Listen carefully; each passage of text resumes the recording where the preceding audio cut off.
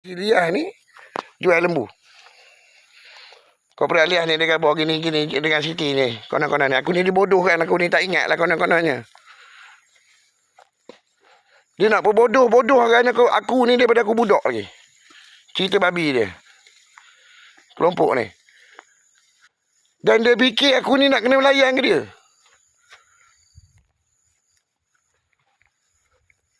Balik! Balik! Woi!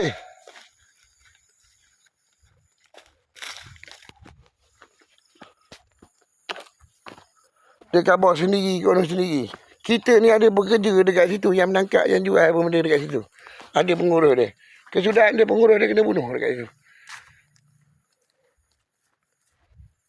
Ada tak kontingen Pahang? Kalau ada tolong respon dengan video saya ni. Video petang ni. Petang ni 29 hari bulan. Program ni program sehari dengan Pak Usuk A. Okey, dengan Ustaz Ahmed. Untuk bawah pembiayaan Daesh ni. Yang terlibat dengan masjid ni.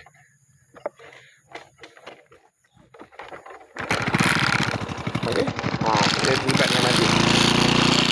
Dan Syawal 1442 lah. Kerja dia nak bodoh-bodohkan kita. Pekerjaan dia gini. Ada je teknik dia. Pasal anak bini apa benda kata kahwin apa benda dekat situ. Yang aku peliknya dia kata kita ni ada duduk dekat situ kahwin. Lepas pada tu nak kena jual lembu.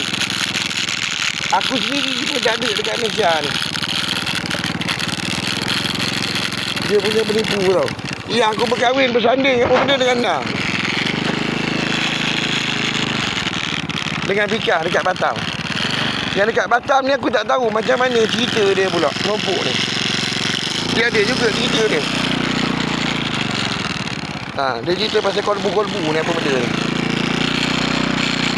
Mana dulu. Dia pisah ni tujuan dia dekat bangsa ni. Kau ni kena dengar ni Fikah dengan Ana. Tujuan dia apa benda? Dia nak kena curi benda ni, dia nak kena jual. Kau yang budak. Ada satu budak tu. Dia bagi sikit-sikit je. Maksudnya, seekor lembu ni 5 kupang, 6 kupang je seekor kau dapat. Kau nak makan apa? Lepas tu kau kena tadah lubang burik kau kat dia. Macam mana budak Nepal ni buat. Kau faham?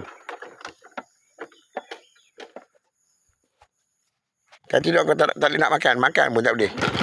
Macam mana dia nak buat kat aku ni. Kumpulan gestur ni. Kumpulan pembiayaan ni. Benda ni dah semakin parah dah ni. Dah semakin menarik dah ni. InsyaAllah semakin menarik.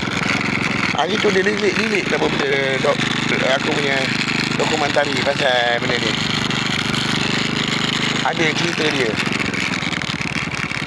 Ada cerita dia pula. Yang geng-geng NGO ni. Ada cerita dia pula.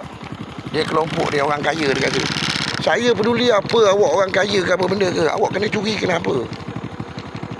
Awak kena curi, kena masuk barang, kena curi barang-barang dalam rumah saya kenapa? Awak nak NGO ke NGP ke NGB ke, itu masalah awak orang. Yang rakyat Malaysia kena makan yang curi ni kenapa?